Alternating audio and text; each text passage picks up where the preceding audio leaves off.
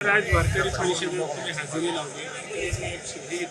शेतकऱ्यांनी आत्महत्या करू नये, तुम्ही सामाजिक न्यायमंत्री म्हणून त्याकडे कसं बघता? सतत कोसळणारा पाऊस, त्याच्यामुळे झालेलं अतोनात नुकसान, अनेक शेतकऱ्यांनी आत्महत्या सुद्धा केलेल्या आहेत.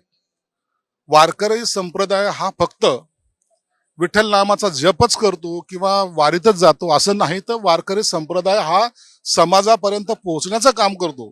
त्यासाठी यांनी ही परिषद आज आयोजित केली होती.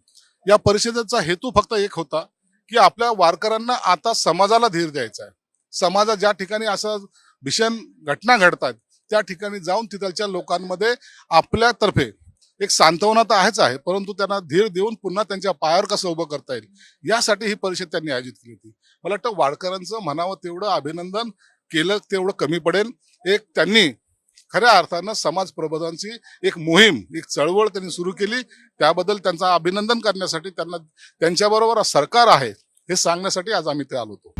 आता isakal.com आहे देशातील नंबर 1 ची मराठी न्यूज वेबसाईट.